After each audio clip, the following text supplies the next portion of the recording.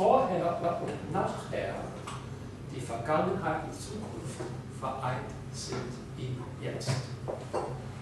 Das verlangt vielleicht einen großen mentalen Sprung, denn wir leben in einer linearen Zeit.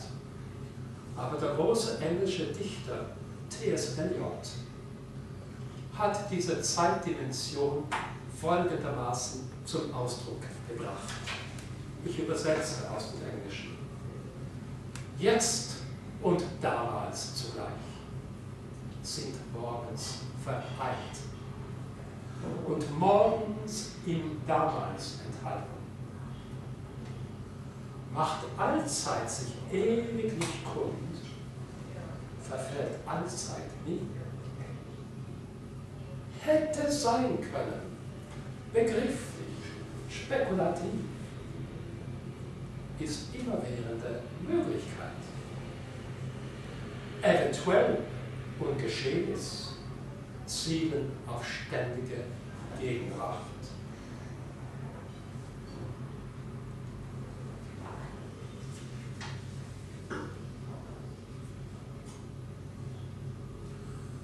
Was hat die Zeit der 60er Jahre mit der heutigen zu tun? Astrologen wissen, dass wir dieses Jahr und bis zum nächsten eine harte Aspektierung, das heißt eine Dissonanz zwischen den Planeten der Rebellion, dieser prometheusche Planet Uranus und dieser Stirb- und Werdeplanet Pluto, dass wir eine harte Dissonanz erleben. Das heißt 90 Grad auseinander, genau 90 Grad, von der Erde aus gesehen.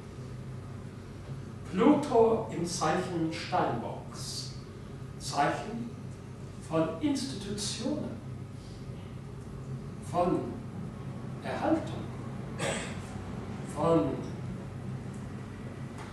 sagen wir, vom Alten. Pluto im Zeichen, das eigentlich mit Saturn verwandt ist. Professoren haben manchmal einen starken Saturn oder ein hervorragendes Steinbockhaus. Man wird alt, man sorgt für Erhaltung. Das ist der Steinbock. Und jetzt ist Pluto für längere Zeit, bis 2023 im Zeichen des Steinbocks. Man kann sagen, frohe Aussichten für Institutionen, Regierungen, kirchliche Institutionen, erzieherische Institutionen, sogar Universitäten. Alles, was institutionell ist und versucht, den Geist einzufangen und stillzuhalten mit Dogmaten. All das wird hinterfragt in der Zeit, wo sich Pluto im Steinbock befindet. Aber wo befindet sich der Uranus?